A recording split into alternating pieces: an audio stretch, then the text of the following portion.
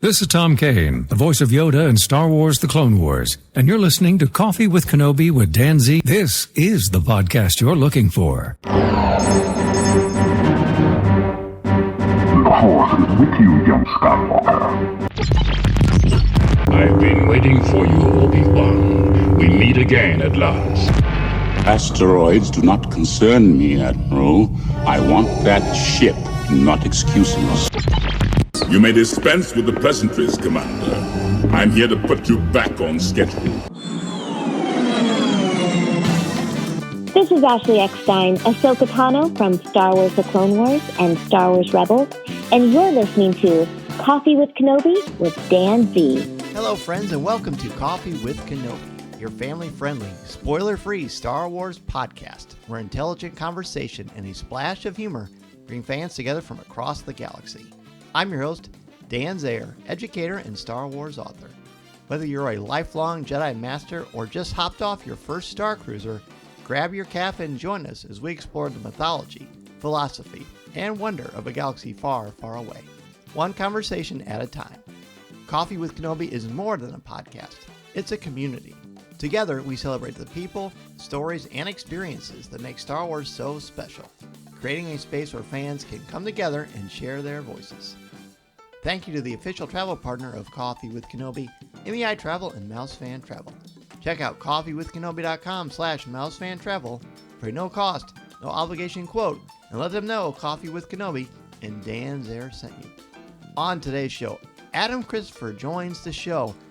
It's always great to have Adam on, and he talks about Master of Evil, the brand new novel focused on the great big bad in popular fiction, Darth Vader. So pull up a chair, grab your favorite mug, and let's have coffee with Kenobi. It's not often you get to talk to a world-famous Star Wars author the day their book is released, but we are in luck. We are talking with returning guest and a good friend of mine, Adam Christopher, the best-selling author and the author of the brand new book, Star Wars Master of Evil, starring our favorite cuddly villain, Darth Vader. Adam, welcome back to the show. Oh, thank you so much for having me. What an introduction. My goodness. Yes, well, you know. I got to bring out the big guns for you. Oh, man. Look, last time we had you on the show was for Star Wars Celebration Europe, so much has happened since then. Oh, my goodness. Obviously, how has life been treating you since Star Wars Celebration Europe? Good. That feels like 100,000 years ago. When was that? 2023. My goodness. Yeah. Well, I think that's right. Yeah. Yeah. So we had Star Wars Celebration Japan this year. And I remember when that was announced in Europe, thinking it was so far away. And then, of course, it came and it's gone and it's been. But yeah, no, been good, been busy, been writing Star Wars books. Yes, signing Star Wars books. Talk about, you posted something great on social media where you got to sign quite a few. What was that experience like? It's really good. We were talking about this before we recorded, but that was 1,000 copies of Master of Evil for Goldsboro Books, which I'm sure people know. Goldsboro does collector's editions. They specialize in, first. They have a store where they sell first editions and stuff, and they've got things like first edition Agatha Christie and first edition signed Ian Fleming books, James Bond. It's crazy. That's cool. But they do their own publishing things, so they do these limited editions. So there's 1,000 copies of Master of Evil, which is actually a lot of books. Like it's a palette of books. The photo that you're talking about was me at the end leaning on this enormous pile of books. But it's good. It's good because it takes all day, and it is actually quite hard work. But what an honor to be able to do that. That there are 1,000 people who want a signed copy, which is great. I did it for Shadow of the Sith, so I knew what I was getting into when they asked me to come down to London. But yeah, it was good. And of course, they do lovely. The edition is it's got black sprayed edges with a kind of design, and they're nice. They're all tricked out, special stuff. So it's really cool that Star Wars gets things like that. Oh, I think it's amazing, and it's like a living testament to your hard work and the excitement that this book is generating. So before we actually jump into Star Wars Master of Evil, I'd love to talk about your writing process for a book like this. What is the prep like, and do you craft an outline, or do you just kind of jump right in? For any kind of project like this, whether it's Star Wars or whatever kind of licensed work it is, there's always going to be an outline, because you just need to know the story that you're going to write, and then it fits with whatever else they've got going on. I am only one part of a kind of cog of a big machine of storytelling, especially something as big as Star Wars, as you know. So it was an outline, and I always do very long outlines because I figure it's kind of going to serve us all better in the long term. Helps me if I know what I'm doing, which is not actually what I do for my own stuff. I think maybe it's because I do a lot of licensed work. If I do my own kind of books, it's really just a skeleton in an Excel sheet, like a list of things that are going to happen. Cool. But yeah, and I think, Master of Evil was a long time coming. I think it was Shadow of the Sith came out June 2022, I think, and then June 28th. And then like the next day we were talking about Darth Vader. So it's been, a couple of years at least. But yeah, so outline, and then you just kind of go for it. I was quite lucky that I had quite a lot of time for this book, which again is a luxury. You don't often have that with licensed work, because again, it's the whole production thing is just very fast and very intense. But I enjoy it. I love doing this kind of thing. Amazing. Well, you're very good at it, and we're very lucky that we have you in the fold telling the story of Darth Vader. And it's pretty interesting because Darth Vader, naturally, as you know better than anyone, he's a complex character. But there's been a lot said, a lot written, a lot done about him. So, what sort of challenges did Master of Evil pose for you compared to other novels that you have written in the past? Yeah, I mean, I knew that it was going to be a book. It's going to be a Darth Vader book, which is kind of two things. It's a book that's got Darth Vader in it. He's one of the main characters, but it's also a book about Darth Vader. Someone compared it to Dracula. Like Dracula is a book about Dracula, but we don't, and it's the title of the book, and he's the main character. But we also see Dracula. We mostly see Dracula from the point of view of other people, because it is Dracula's presence in the story and how other characters see him and react to him is what tells the story. And I knew for Darth Vader that was the same kind of thing, because we can't understand what it is to be Darth Vader, because the physical and mental transformation he undergoes from Anakin to Vader beyond our comprehension. Like it's a total transformation. So that makes Darth Vader for us the other, this kind of he's different to us, so we can't understand what he's going through.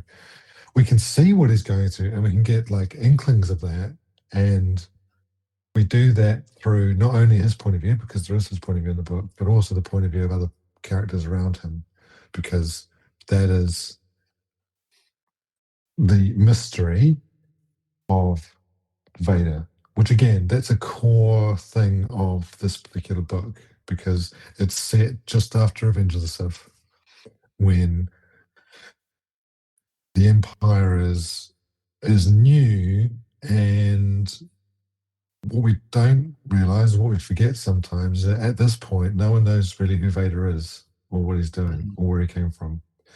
The Jedi are gone, the Republic's gone, the Empire's started. Everybody knows that Palpatine was Chancellor. He had this terrible confrontation with the Jedi and, survived and is now the Emperor. But everything around that is still a mystery, even for those who are within the kind of imperial machine. So it's super important to kind of tell that, to relate that to us as the audience, and we do that through a character like in this book, Goth, who's a royal guard, because he can get the closeness to the Emperor and to Vader, and we can see what he sees and how he reacts to these changes that have taken place in the galaxy. So kind of, I knew all that from the beginning, before I even kind of wrote anything. It's like, that's how we're going to do it, because there's a lot of, Vader's the main character of Star Wars. He's arguably the main character of at least part of the Skywalker saga. Certainly the most popular character. And he's interesting because, like, not only is he such an iconic character, personality, whatever you want to call it, within Star Wars, he's one of the most iconic characters of all time within pop culture for us, for the last nearly 50 years. And it's almost because he's become so ubiquitous and so familiar to us that it was super important to get back to two things. Get back to the mystery of him, but also the kind of scariness of him, because we don't even remember now, but like, when he first appeared in 1977 in that first scene when he storms into the ship and it's like hands on hips and looking around in the stormtroopers. I wasn't there, but like, he is so weird looking and scary looking and like nothing we've seen before. And we kind of forget that now because everybody knows Darth Vader and it's so familiar. So imagine that in that kind of, from the point of view of the Star Wars universe itself and how characters like Goth and like others at the time would see Vader. I mean, imagine being in the Emperor's throne room and you walk in and there's Vader standing there. It's like the kind of reaction that you'd have and the reaction that Vader is designed to elicit, because like there's a reason why Palpatine put him in the armor that looks the way it does. Everything has a purpose, which we forget, which I wanted to bring back. So it was always going to be that kind of book where less is more. Vader's presence is felt in the book even when he's not on the page. And in fact, when he's not on the page, and there's no spoilers, but there's a bit where he kind of goes off for a little bit and then comes back. But like his absence in that part of the story only serves to focus the attention on him. Like he's such a powerful presence that even when he's not there, that's all that everyone's thinking about. So it was always that kind of book. Like it's a Darth Vader book and it's a book about Darth Vader, which are two things. We both see Vader's point of view and we don't see his point of view, but like this is the whole thing. Less is more. And the more you demystify about Vader, the less interesting it becomes. Mm-hmm. I agree with that. And it's so interesting that you mentioned Dracula earlier. I've taught Dracula for years, and that's a terrific book, but it really is more about his presence because he's not featured in a lot of the book. He's only in a handful of chapters directly, but his presence is always felt. So as you said, it's the whole less is more concept. And in another aspect where it's similar to Dracula, now that you mentioned this, I'm so glad that you did. It's opening up my mind to different kind of ideas. Dracula is so ubiquitous, just like Vader, but we are through no fault of our own, because of the popularity of both of them, we're desensitized to them to a degree. So you go back to the beginning, people, when Bram Stoker wrote that book, had no concept. He wasn't in grocery stores. He wasn't on Scooby-Doo. He was a brand new concept, so he was scary. So that is what Master of Evil does. It takes us back to the beginning in universe of what it feels like to have this intimidating, iron, black clad armored being, this force of nature.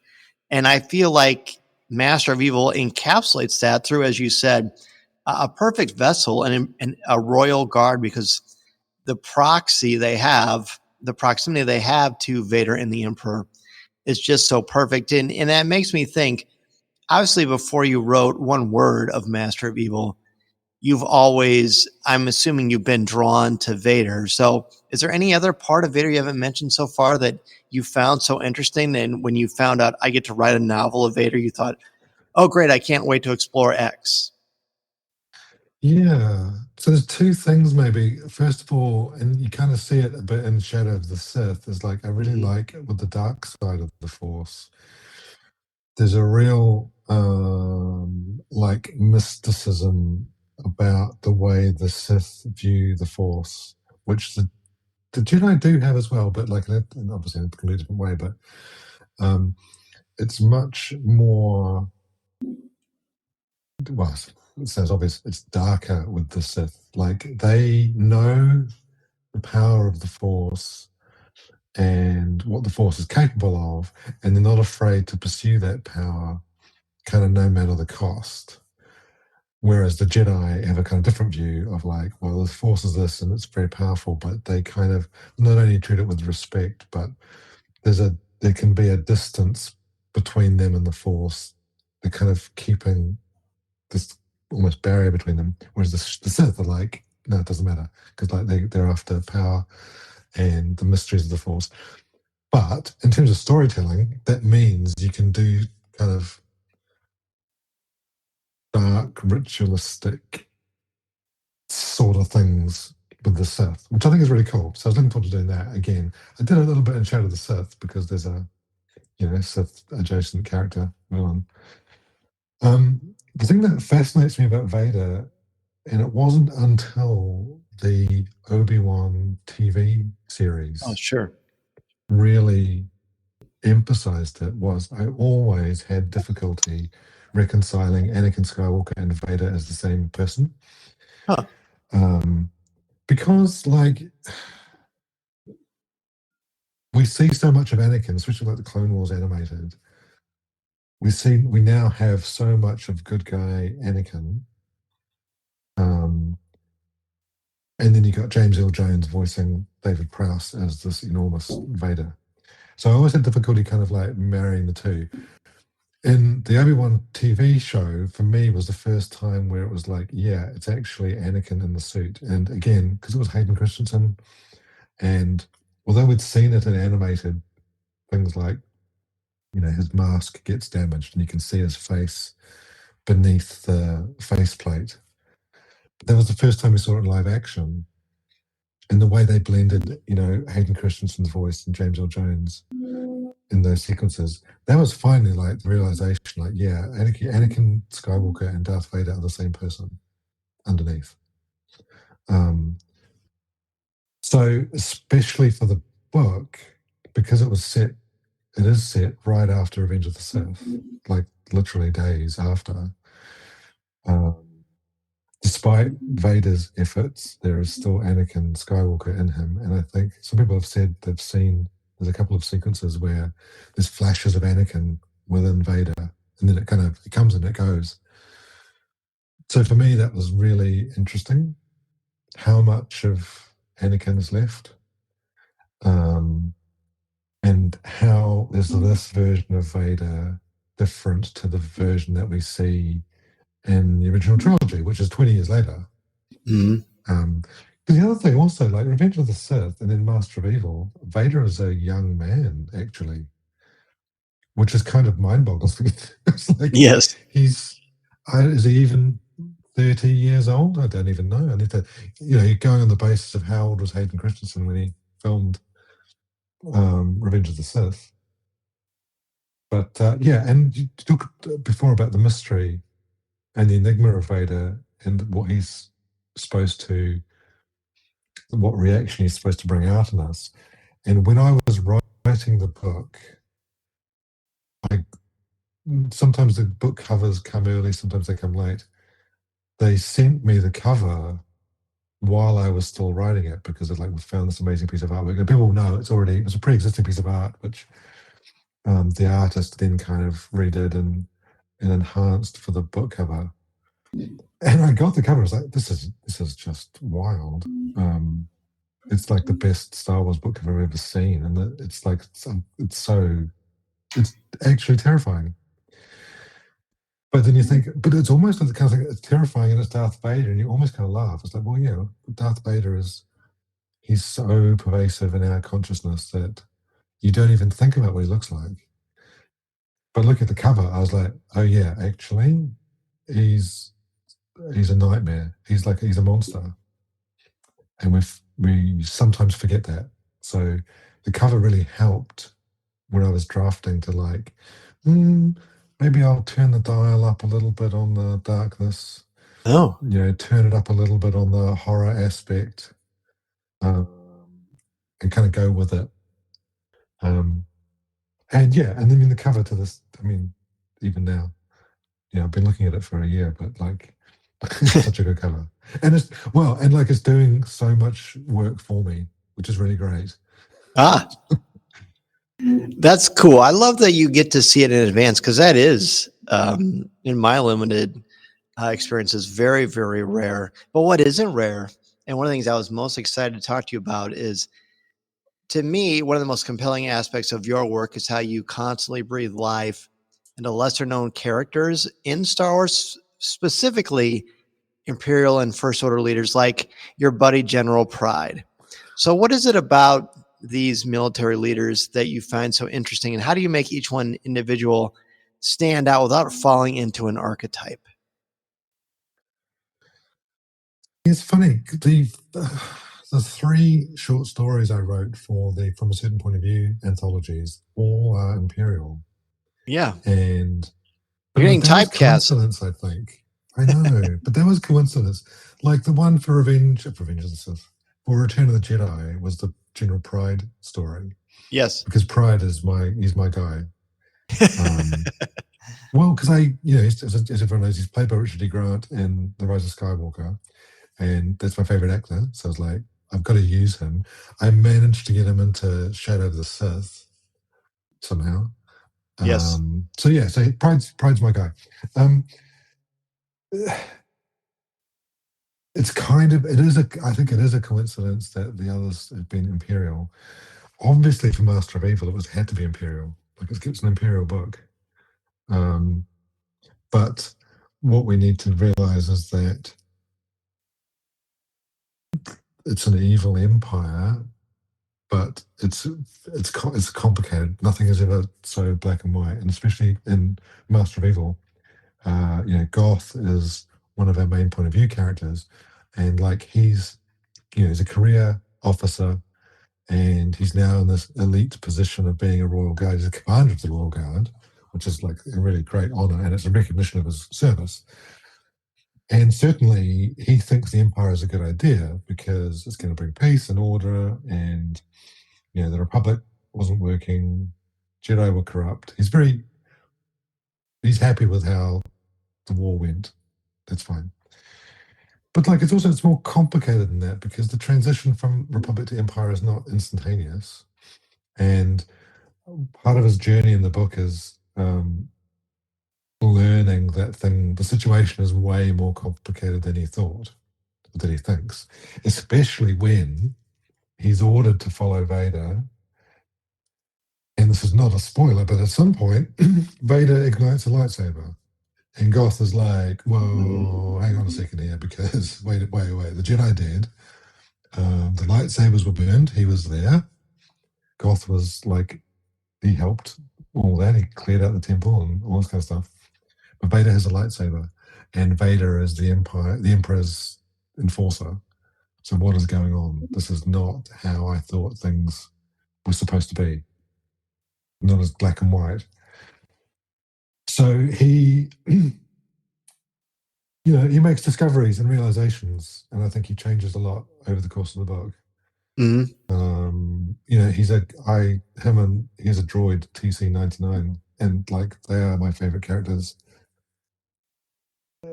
because their journey they take is just really good. Like it's a friendship, and they've got a strong bond, but like things happen in the book, and Goth has a journey to make, and he has questions that he wants answered, and he finds the answer, and then it's like, well, maybe that was not the question you were supposed to ask. which sounds super pretentious, but like that's what. No, it's true. Do, and yeah. So I think, yeah. So bearing in mind that like the Empire is big and that there are lots of different things within it, then crafting characters like Goth, it's not easy, but it's enjoyable. If you think of all the characters that we've met in the movies and especially the TV series, actually, like look at Andor. You've got, Partagaz and Deirdre on the Imperial side. Now, they're villains, but I could have watched a whole show of the ISB just doing their job because it was such good TV. Because they're really good characters. And even though it's like, yeah, we've seen Imperials, they all wear white uniforms. It's all very clinical and machinations of evil empire. But like, if you craft good characters, then no matter what side they're on, they become interesting to follow.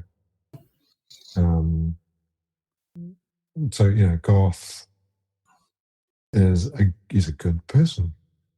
Maybe he has the wrong ideas, but he's a good person. But also, there's wrong ideas. Yeah, he comes to a few realizations as his journey goes on. I mean, I think I could argue that in many ways, I'm not going to say he steals the show, but I think one of the challenges about writing a Star Wars novel is people crave, of course, the legacy characters, but then you put a new Sheen, like someone like Goth and his droid TC-99. And when I find myself as a guy, obsessed with Star Wars, like many of us, when I find myself as drawn to Goth as I am Darth Vader, then you have done your job as an author. And I think he is a really compelling, interesting character with a unique story to tell. And as I said, he doesn't fall into these archetypes. I mean, there are certainly things there that are building blocks of creating a new character, of creating a good character that works within the context of a structural narrative that's already well established. But I like that, and I'm not going to say what they are, but his struggles physically and internally, psychologically, I think are one of the reasons that draw and help to magnify who Vader is too. That's just sort of an English teacher spin. Oh, no. Yeah. And it's like there are parallels, very obvious parallels between his journey in the book and Vader's journey. And it's that thing about they're both on a mission to answer certain questions. And they think they're heading towards the answer that they expect, but maybe actually the answer is, this is going to also sound pretentious, the truth is within them. They both realize where the answer is and what the answer actually is. Which is character and which is storytelling. Yes. You make a good point. It's like you have a legacy character like Vader or Luke Skywalker or whatever that people have loved for nearly 50 years and have grown up with like their whole lives.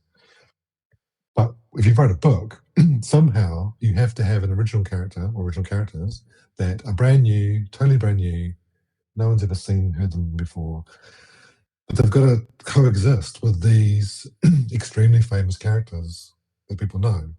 Not only coexist, but like they have to be as compelling and as entertaining and as interesting as someone like Vader, which is one of the huge challenges of writing in a franchise which is as big as Star Wars and as long-lasting as Star Wars. But that again, that's the challenge of tie-ins. And I think if you can do that, then, as you say, hopefully that's the kind of job done.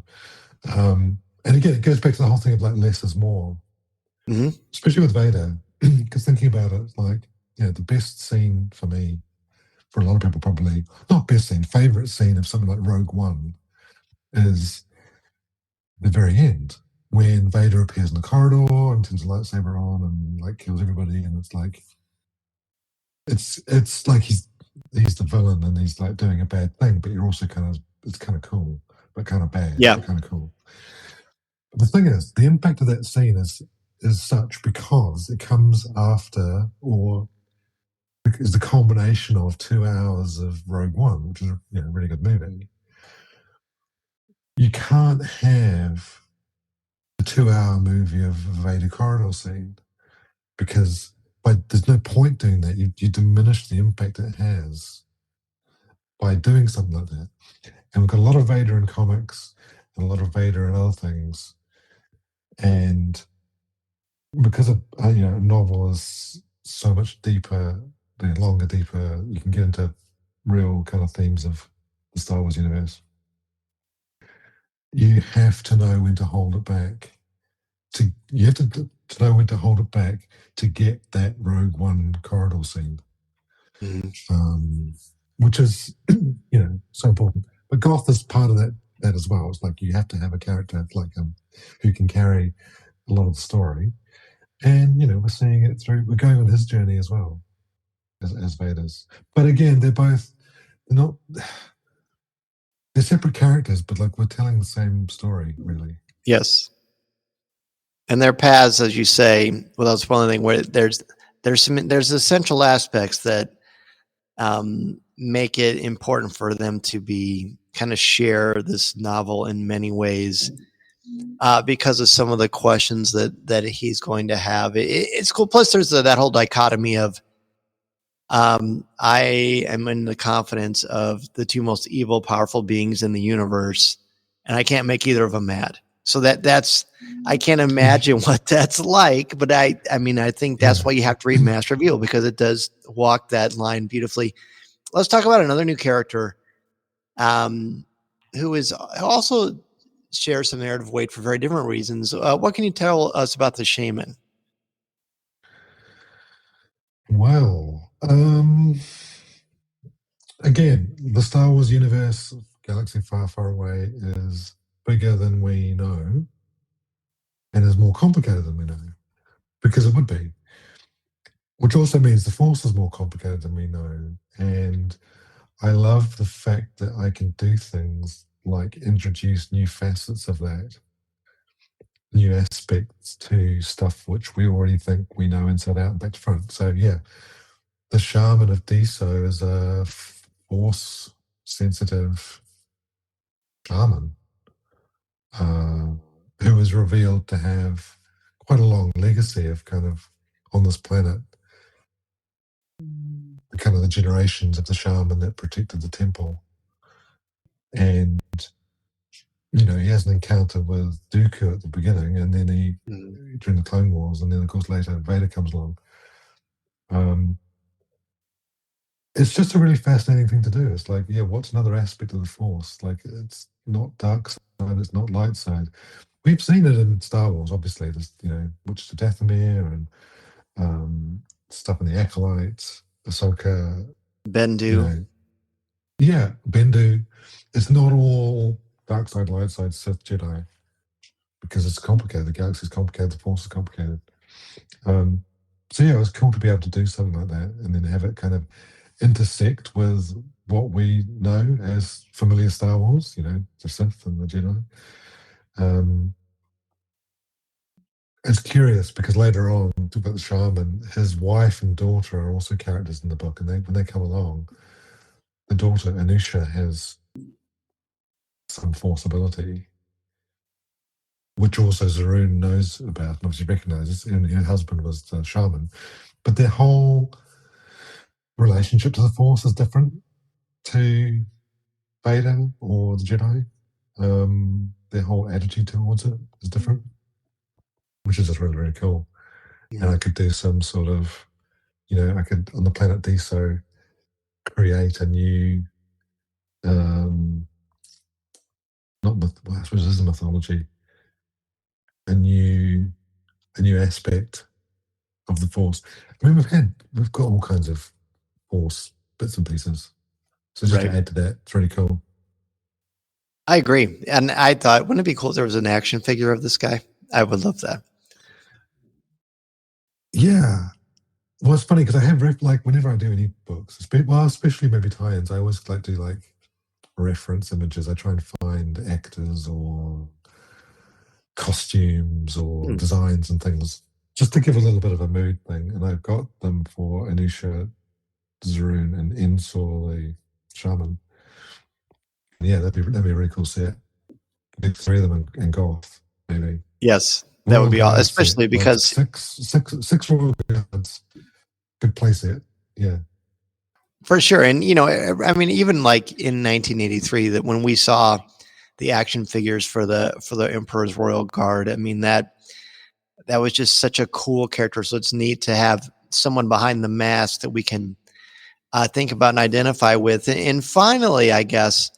I could certainly talk to you for hours about this, and we have on many occasions about lots of things. But what did writing Star Wars Master of Evil teach you about Darth Vader that you might not have considered before? I always tell my students the best way to learn about something is to teach it or to write it. Now you've written a Vader book. Did you learn something new about him from this process?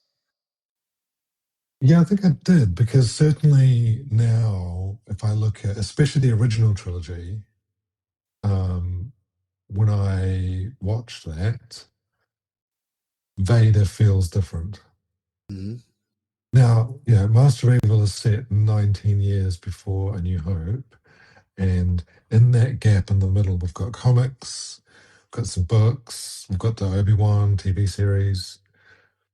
Vader Immortal game is actually quite an important one, because that continues the theme of Vader trying to seek not immortality, but like the promises that Palpatine made about reaching beyond death, kind of thing. Master of Evil is where that begins. This is the start of that journey. If you say that Darth Vader is always doing this, he's always looking for Padme, he's always trying to overcome death, it's like, yeah, that's his character. But like, it starts somewhere, and it starts in Master of Evil.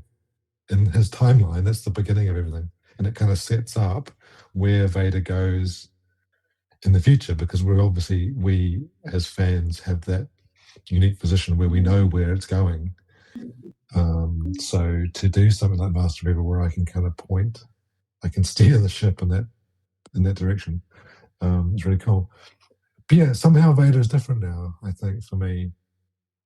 When you watch A New Hope, not necessarily intentional, but definitely have that realization of Anakin and Vader as the same person, and the whole thing of like Vader killed Anakin is true, but also not true. And we know that because Vader obviously ultimately redeems himself at the end. But he's returned to being a figure out of a nightmare for me. And that's what I think we'd forgotten sometimes, not always, sometimes. And we remember, hopefully, with a book like Master of Evil. Listening to Coffee with Kenobi, you are, with Dan Z, the podcast you're looking for. This is...